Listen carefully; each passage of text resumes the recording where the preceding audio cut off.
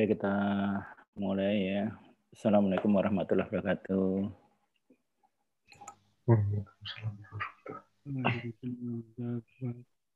Oke ya, bangun dulu ya, bangun semua. Oke, mulai dulu ya. Lagi serak, Pak. Oh, lagi serak. Oke, hari ini kita coba nanti arahan ya, karena minggu depan kita udah UTS. Kita akan ngomongin materi UTS nanti ya. Yang pertama barangkali kita sedikit review ya, karena hari ini ada satu tugas tentang CBS, kemudian ada tugas yang nggak ada nilainya. Jadi nanti ini katanya dengan UTS ya. Jadi kalau misalkan Anda kalau nggak ngerjakan memilih tema ya Anda nggak bisa ngerjakan UTS nanti ya. Nanti kita lihat ya. Jadi UTS UAS nanti terkait dengan tema yang Anda pilih ya. Tugasnya hanya menentukan tema saja yang satu. Oke, coba untuk share screen ya. Ini adalah pertemuan minggu yang lalu. Sedikit kita bahas karena nanti ada kaitannya dengan ini ya, tugasnya ya. Jadi kita sepakati dulu dalam CBS itu ini ya balik dulu. Nah, elemen CBS itu ada 4 ya, ada 5 nih ya, 1, 2, 3, 4, 5 betul ya. Jadi dikatakan perusahaan ya yang menggunakan CBS itu yang menggunakan kalau bisa semua, bisa sebagian ya. Mungkin barangkali institusi itu baru menggunakan SIA saja, atau barangkali sudah SIA dan SIM. Kemudian ada SIM pendukung keputusan, ada automation dan sistem. Kalau 5-nya digunakan sempurna, itu pasti perusahaan itu sangat kompetitif ya kan dia. Karena di bidang IT pasti sangat kompetitif dan dia pasti akan menjadi pemenang di kompetitornya kan dia. Tetapi untuk menuju ke 5 itu kan nggak mudah juga kan dia, tidak mudah ya.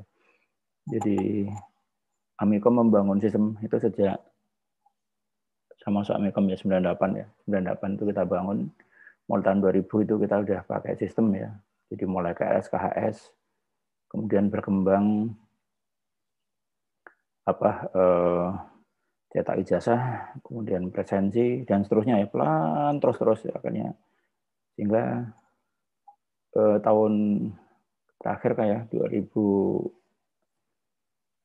20 kemarin itu udah sempurna sebetulnya tuh, mendekati sempurna kan. Tapi keteledoran gitu ya. Tahu kan PHP 5 expired itu kan dia.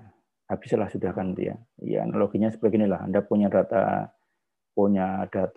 Excel tapi nggak ada Office-nya kan nggak bisa dibuka juga kan dia. Kita udah punya aplikasi karena expired-nya PHP 5 itu ya habis sudah kan dia. Nah itu kan keteledoran ya. Mungkin barangkali jadi evaluasi sehingga pelan-pelan ya kita mencoba mendevelop sistem baru lagi kan dia.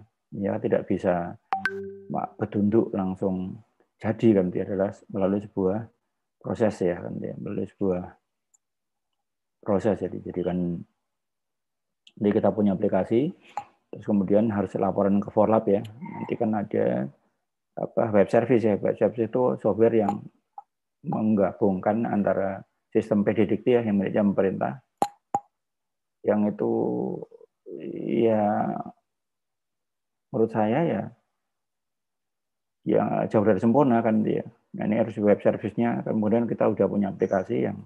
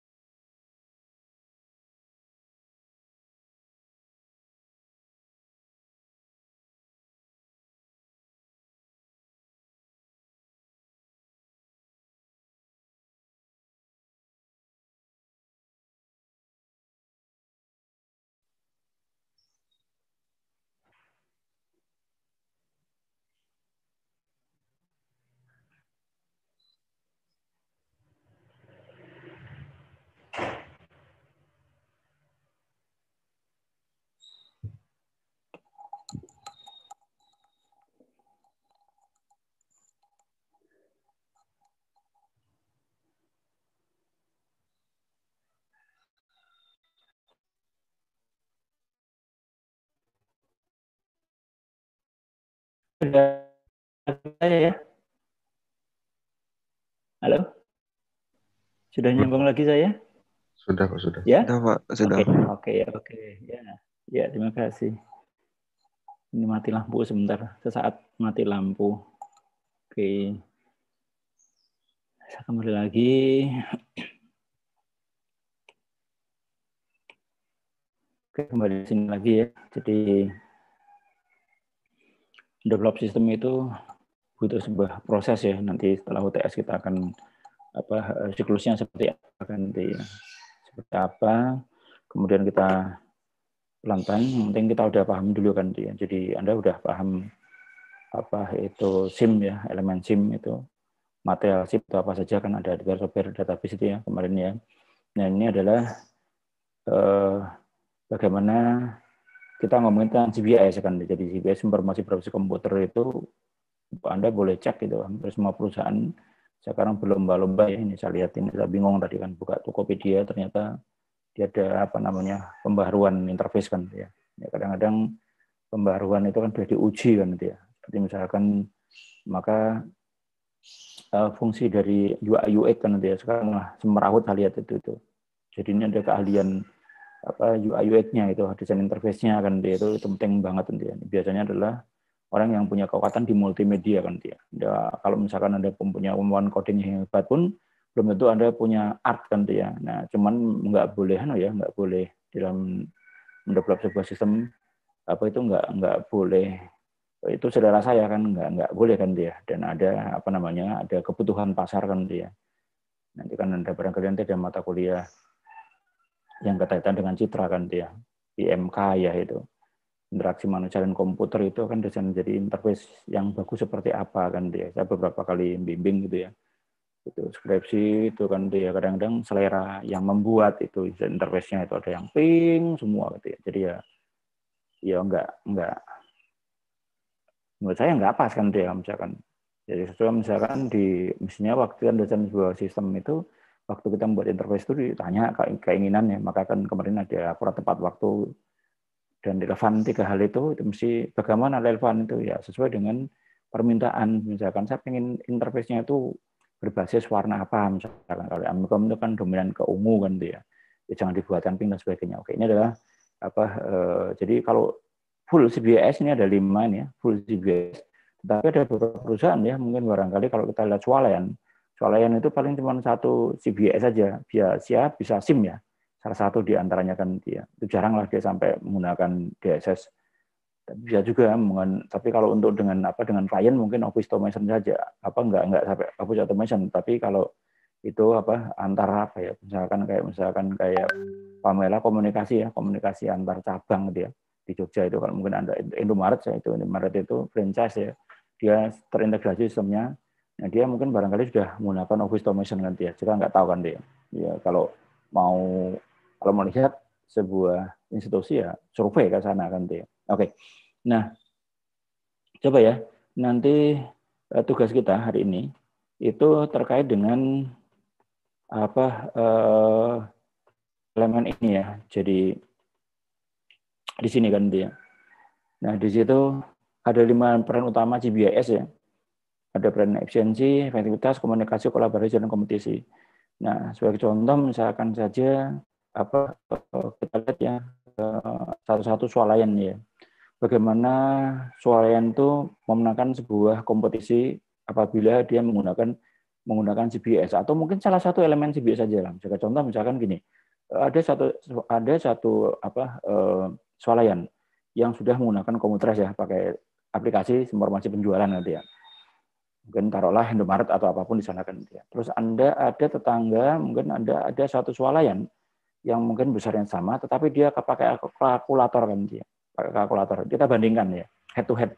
Dari yang satu pakai pakai informasi penjualan, pakai aplikasi ya, yang satu pakai kalkulator kan dia. Nah, kira-kira bagaimana apa kelebihan yang pakai aplikasi ya? Kita bayangkan yang pakai kalkulator, Anda masuk ke salah satu supermarket, kemudian Anda hanya membeli misalkan kebutuhan ya, misalkan misalkan sampo aja, sabun mandi aja kan dia.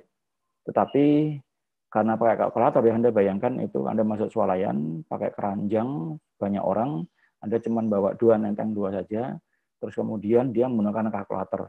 Itu Anda bayangkan nanti ya, pakai kalkulator, sehingga antriannya panjang banget gitu ya. Itu nggak jadi beli Anda kan dia. Di sana kan itu bahwa itu adalah dalam unsur pelayanannya pasti nggak baik kan dia. Nah, kalau dengan menggunakan aplikasi kan dia, misalkan kalau bisa gampang Pak, kalau cepat itu pakai mungkin 10 kasir kan dia, 10 kasir, ya oke lah pakai 10 kasir ya, bisa mengimbangi dengan yang hanya 2 kasir pakai aplikasi kan dia. Nah, di sanalah mungkin barangkali akan muncul namanya efisiensi kan dia. Pada saat yang tadinya menggunakan 10 kasir, kalau dengan pakai aplikasi itu cukup dengan 1 atau 2 kasir saja. Ada penghematan mungkin sampai 8% efisiensi tenaga kerja. Kemudian efektivitas katanya dengan pasti efektivitas itu katanya dengan akurasi juga kan dia. Pakai kalkulator itu mungkin barangkali akan ada masalah juga, mungkin salah masuk dan sebagainya tapi kalau misalkan pakai aplikasi sepanjang datanya benar itu ada efektivitas pelayanan gitu ya, 1-2 terpenuhi kan dia. Bentuk komunikasinya itu adalah yang jelas akan kelihatan memudahkan ya pada saat di layar itu si calon pembeli itu melihat itu sambil monitoring kan dia, si barang-barang itu kan monitoring kan dia, sehingga tercetak nanti dari sebuah aplikasi muncul Anda untuk melakukan sebelum dibayar itu kan Anda lihat dulu kan ya, atau bahkan setelah dibayar kita cek dulu barangnya dari nota yang dicetak oleh swalayan itu kan dia. Bagaimana bentuk kolaborasinya ya? Ya kalau misalkan antar kasir ada kolaborasi pasti kan dia. Itu antar kasir ada kolaborasi karena barang yang dijual di kasir yang pertama misalkan dengan kasir yang kedua itu kan pasti berdampak ya kan, misalkan ada stok misalkan Indomie ayam geprek misalkan aja kan dia. Di sini tadinya ada stok 10, kasir 1 menjual stok 10, berarti di kasir 2 juga entek, habis kan dia. Barangnya habis kan dia, di listnya barangnya kan habis, karena kan dia otomatis kan ini adalah bentuk kolaborasinya. Nah, ujung-ujungnya kalau 4 terpenuhi, maka perusahaan itu akan menangkan sebuah kompetisi ya, hemat tenaga kerja, kecepatan pelayanan, efektivitas sana itu ada komunikasi dalamnya, kolaborasi dalamnya, antar mungkin barangkali dengan dengan apa namanya antara pembeli dengan penjual, misalkan dari kalau itu swalayan kolaborasinya antara kasir. Nah ujungnya kalau semua itu terpenuhi, itu ya otomatis kemenangan sebuah kompetisi, orang akan cenderung datang ke satu swalayan itu ya. Barangkali juga sama nanti, kemarin kita ceritakan tentang Amikom ya, tentang Amikom, bagaimana Amikom menangkan sebuah kompetisi kan dia. Jadi kalau dilihat, ya termasuk barangkali apa sih keunggulannya Amikom itu kan dia. Kalau dari akreditasi, prodi barunya itu kan masih banyak C-nya kan dia, karena baru 4 tahun ya kan dia. Kita butuh waktu untuk menjadi B kan dia. Lalu komunikasi itu luar biasa itu komunikasi itu. Kalau prodi SE itu ya saat sekarang ya akreditasinya B ya karena memang sudah lama banget ya. Jadi 2002 ya, ini 2002 sekarang sudah hampir 20 tahun nanti tahun ke-19 ya hampir 20 tahun karena 2002 berdiri kan dia. Nah, itu menjadi wajar. Tetapi kita punya keunggulan kan dia. Apa keunggulan Amikom itu? Lulusannya itu laku di pasar kan dia. Kalau melihat dari QSAR itu kemarin itu. Nah, itu barangkali kok kenapa kan dia? Nah, itulah mungkin barangkali ujung-ujungnya pada fasilitas yang kita punya dalam sebuah proses ya. Ya ini kan ada adaptasi lagi dengan adanya pandemi seperti ini kan kita masih melakukan sebuah proses ya ini pembenahan kan pembenahan lab itu pada ujungnya nanti ke depan mungkin tidak full mungkin kalau tetap adaptasi lagi kan nggak bisa full offline itu mungkin nggak bisa nanti kan ada kombinasi kan dia. Kombinasi itu mungkin asik sekali kan dia jadi tidak semua tatap muka tapi juga tidak semua online kan dia. Nah ujung-ujungnya nanti kan itu bagaimana sebuah persaingan. Nah itu barangkali ya nanti ke dalam konteks bahwa perusahaan nanti statementnya begini, perusahaan yang menggunakan CBS akan menangkan sebuah kompetisi. Nah kalau ada pertanyaan bagaimana misalkan kita suruh menjelaskan gitu ya, suruh menjelaskan ya ada 4 unsur di atasnya itu 1, 2, 3, 4 itu kalau terpenuhi pasti perusahaan itu menangkan sebuah kompetisi. Anda boleh cek kan gitu ya. Jadi kemarin kita udah simulasi kan nanti ya. Kenapa ini saya barusan beli nih kan beli apa nih karena model tanaman ya kan dia saya mau beli pot yang transparan itu harganya cuma 5.000 ya. Ada salah satu marketplace itu kan dia 5.000. Tetapi waktu saya lihat di toko itu harganya 10.000 kan dia. Dua kali lipat ya. Kemarin kita sepakati kan dia. Kalau toko itu butuh display, dia dia bayar kontrakan ya tempat untuk display barang itu. Yang kedua, barangkali dia pakai bayar tenaga kerja, dia bayar listrik ya, mungkin barang dan sebagainya lah. Ubur rampe untuk jualan itu, sehingga yang ngambil untungnya kan dari sana kan dia. Waktu kita ada marketplace ya, entah di Bukalapak, entah di Tokopedia, atau barangkali ke Shopee atau manapun Bukalapak marketplace yang manapun, barang kan dipajang aja gambar aja kan dia. Kalau misalkan kita naruh barang itu, kita moto barang itu biayanya nggak seberapa kan dia. Ditaruh di marketplace-nya itu. Nggak tahu persentasenya, nggak tahu hitungannya gimana itu kalau marketplace itu berapa persen masuk ke sana, saya nggak tahu persis itu. Nah barangkali ya itulah mungkin keunggulannya kan dia. Keunggulannya sehingga harganya dia langsung dari pabrik. Tadi kemarin ada yang dia memberikan argumentasi barangnya di pabrik langsung kan dia. Yang pertama langsung pabrik, yang kedua nggak bayar apa-apa kan dia. Tinggal paling banter nanti pada saat harganya 5.000 ya, misalkan kepada 5.000. Untuk biar free ongkir kan harus 50.000 kan dia. Berarti harus beli 10 biji kan dia, harus 10 biji. Dia 10 biji 50.000 free ongkir. Ditambah lagi nanti ada cashback kan dia. Cashbacknya 6.700 lumayan kan dia. Murah banget itu kan dia. Jadi berapa? Berbinya nggak sampai 5.000 kan dia, hanya sekitar 4.000-an ya. Karena bayarnya hanya 40, berarti 4.000 berapa ya? 43.000 kan dia bayarnya, hanya 43.000.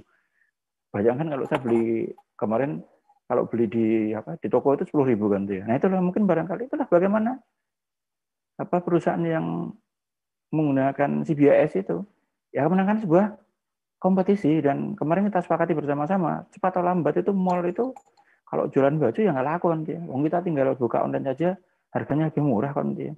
Misalkan brand tentu kita mau beli baju itu kan yang penting udah tahu tuh kita udah. Misalkan kalau celana saya udah cocok dengan dengan merek brand ini kan dia. Menurut saya kan enak. Kalau baju saya lebih cocok pakai ini. Misalkan kalau kaos saya menggunakan beberapa kaos kan dia. Saya udah tahu persis kan dia. Kalau misalkan kaos misalkan merek tertentu kan dia, itu biasanya saya menggunakan nomor XL, tapi jangan saya biar kalau standar ya, misalkan standar itu saya pakai XL, tapi saya ada satu kaos yang saya tuh pakai ukuran M gitu ya. Ini karena dia buatan mereknya Versace kan dia.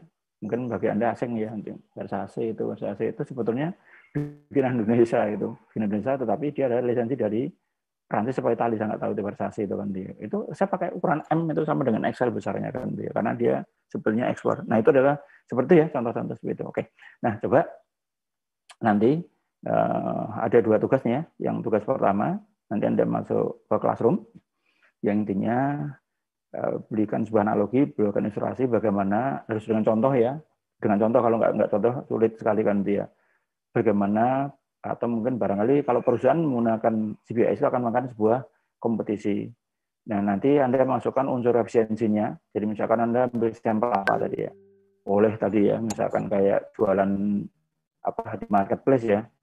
Kemudian barang itu efisiensinya di mana letak efisiensinya, di mana letak efektivitasnya, pelayanannya, bagaimana komunikasinya, bagaimana kolaborasinya. Ujungnya kalau 4 terpenuhi, pasti menangkan sebuah kompetisi pasti kan itu kan.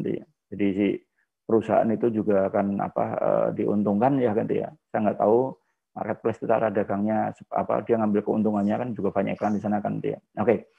Itu yang soal yang pertama yang ada nilainya ya. Kemudian tugas yang kedua, Anda diminta, oke, saya bukakan aja lah, saya share aja ya. Nanti kan kalau ada pertanyaan, biar nggak salah kan, karena terkait dengan UTS sama UAS nanti kan.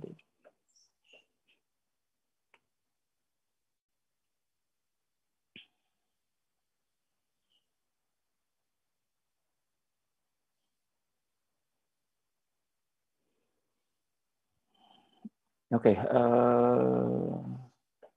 sebentar ya.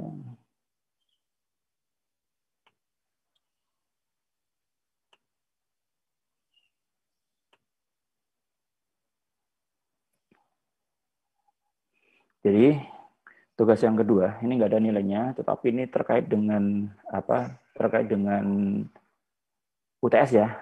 Buatlah judul. Jadi andai kata Anda membuat SIM gitu ya, intinya begitu. Anda membuat SIM, kira-kira judulnya apa yang mau Anda ambil, dan kira-kira Anda memilih objek di mana. Oke, saya ulang ya.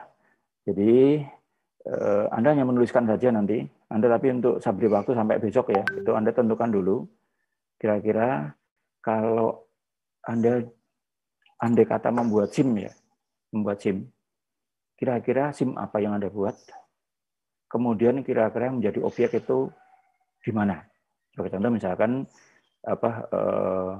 bisa saja adalah SIM penjualan ya. SIM penjualan objeknya adalah misalkan Indomaret. Atau barangkali Anda mungkin barangkali informasi penjualan di salah satu apotek, atau barangkali informasi misalkan informasi akademik, atau mungkin barang informasi perpustakaan. Anda mungkin informasi apa, terserah. Dia terserah itu mau ngambil tema apa, salah satu tema kan dia. Nah, tema ini nanti terkait dengan UTS. Nah, nanti dari soal yang UTS yang sudah dikirim ya, sudah dikirim ke sistemnya Mikom. Besok Senin tanggal 19 Anda langsung buka. Itu ya, Anda langsung buka. Nah, coba nanti nanti kita komunikasikan dulu ya, jangan sampai salah kan dia. Nanti hari Senin Anda buka, dikumpulkan paling lambat itu hari Rabu jam 23.59. Jadi Rabu malam. Jadi ada waktu itu dibuka Senin pagi tanggal 19, Senin seharian, Selasa seharian, Rabu sampai jam 11.59. Hampir jam 12 malam kurang 1 menit ya kan dia. Itu adalah tugasnya. Ya, nanti ya tanggal 19, tetapi intinya Anda harus memilih dulu. Anda harus memilih satu tema, kira-kira kalau Anda diminta untuk membuat SIM, itu SIM apa? Terserah Anda menentukan nanti ya. Dituliskan SIM apa, beri argumen. Misalkan saya informasi penjualan di Indomaret. Nah, Nanti mungkin barangkali objek Anda itu minimal Anda pernah lihat nanti ya. Minimal pernah lihat apa sih sebenarnya kayak apa sih? Anda mengamati saja kan nanti ya. Anda mengamati objeknya. Anda menceritakan proses bisnisnya kayak apa? Karena terkait di sana. Jangan imajinasi ya. Jadi Anda kira-kira misalkan Anda punya tetangga, ada apotek. Saya akan membuat SIM informasi penjualan di apotek. Anda mengamati dulu kan dia. Karena nanti soalnya berkaitan dengan apotek itu. Ya, dengan SIM itu. Oke, itu tugas yang kedua itu tidak harus hari ini, tapi kalau tugas yang pertama itu harus jadi dikumpulkan ya. Di selesai kuliah selesai kan dia. Nggak ada tugas. Tapi kalau yang besok itu kan tidak mengikat. Hanya Anda memilih itu salah satu objek tempat Anda kira-kira kalau mau bikin SIM itu SIM-nya judulnya apa dan tempatnya di mana kan dia. Enggak boleh fiktif ya, enggak boleh fiktif. Itu Anda silakan memilih gitu informasi penjualan boleh, informasi akademiknya Amikom boleh, SIM persensinya Amikom boleh, apa terserah. Tetapi yang penting yang Anda pernah melihat mungkin barangkali informasi dan sebagainya. Pilih salah satu kan dia. Nah, itu ya nanti katanya dengan UTS ya yang terjadi misalkan begini kan nanti ya. Nanti UTS itu nilainya cukup gede kan nanti ya, persentasenya cukup besar, satu UTS itu cukup besar ya, antara 20% sampai 20% lah kan dia. Anda bayangkan dengan tugas nanti yang jumlahnya mungkin sekitar 10, itu bobotnya 30%. Tetapi ini satu UTS adalah 20%, maka hati-hati kan dia. Nah, ada misalkan begini, kalau kan nanti ya, dan itu terjadi ya, kemarin semester ganjil kemarin, itu juga saya ngajar SIM ya, kebetulan dipindah ke sekarang semester genap, ada bahkan sampai 7 orang ya, itu jawabannya sama persis, 100% sama persis ya, 100% sama persis kan nanti. Nah, 7-7-nya nggak saya kasih nilai kan nanti ya, sehingga UTS-nya nggak ada nilai UTS kan nanti ya. Maka coba Anda kerjakan sendiri kan nanti ya. Nggak sulit kok gitu kan nanti ya. Anda hanya memilih satu objek itu nanti pas UTS, itu kaitannya dengan objek yang Anda pilih kan nanti ya. Oke, ada pertanyaan? Dengan tugas yang kedua ya, yang memilih objek. Ada yang mau tanyakan? Oke, belum ada kan nanti ya? Oke, nanti kalau ada pertanyaan, Anda di classroom-nya ya kan dia. Oke, sekarang hari ini Anda kerjakan tugas yang pertama dulu, yaitu terkait dengan CBIS. Dikumpulkan nanti selambat-lambatnya jam 8, jam 7, jam 8 ya. Jam 8.50 ya. Jam 8.50 ya. Seperti kuliah. Pokoknya saya kuliah, Anda tidak punya apa namanya, tidak ada PR kan nanti ya. Jadi gaya kuliah saya itu, Anda rampung kuliah selesai. Jadi Anda selesai memberikan kuliah, nanti kemudian saya mengerjakan tugas Anda itu saya harus koreksikan nanti ya. Ya Anda selesai kuliah selesai tidak ada tugas lagi kan ya, kecuali ada yang baru ngirim kemarin, ada yang baru ngirim tugas setelah 2 minggu gitu ya. Ya itu nilainya bisa 0 kalau udah 2 minggu terlambat, misalkan dia dapat nilai misalkan nilainya 50, itu kan persentasenya ya sisanya mungkin paling hanya 5 poin atau bahkan mungkin 1 poin saja kan dia, karena itu kan pakai aplikasi buat pakai rumus Excel kan dia. Berapa keterlambatannya kan dia. Ya, keterlambatannya yaitu berpengaruh pada walaupun mengumpulkan tugas dan nilainya kan jelek banget, ada nilai. Mungkin nilainya ada yang saya tengok ada nilainya 1 kemarin itu. Ya 1 karena terlambatnya itu tugas yang pertama 6 minggu yang lalu, 1,5 bulan yang lalu dia baru mengumpulkan sekarang kan. Ya nilainya cuma 1 itu kan dia. Nilainya cuma 1 kan. Ya ada usaha ya, tapi kan ya nggak tahu alasannya apa ya kan pakai Excel, saya kan nggak bisa menerima alasan. Oke, kalau nggak ada pertanyaan yang sudah berjanji Anda masuk ke classroom ya. Ini dari berjanji akan saya buka ulang nanti. Anda ke classroom, Anda kerjakan tentang CBIS. Saya buka lagi presentasinya.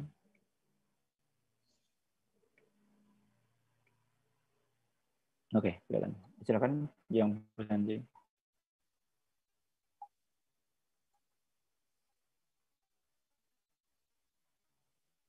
Sudah semua kan ya? Sudah semua di presentasi nih.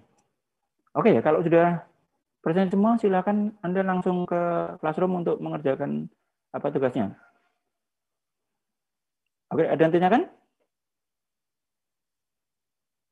Ya, ini pada sahur ngantuk semua ya. Tidak ada pertanyaan, Pak. Eh, ya, ada yang tanyakan? Enggak ya? Saya rasa cukup, Pak. Oke, oke, cukup ya. Silakan Anda ke classroom. Itu waktunya cukup panjang. Ngerjakannya hati-hati kan nanti ya. Enggak, jangan asal ngerjakan saja ya. Oke, nanti ketemu di classroom aja. Kita akhiri ya di Zoom ini.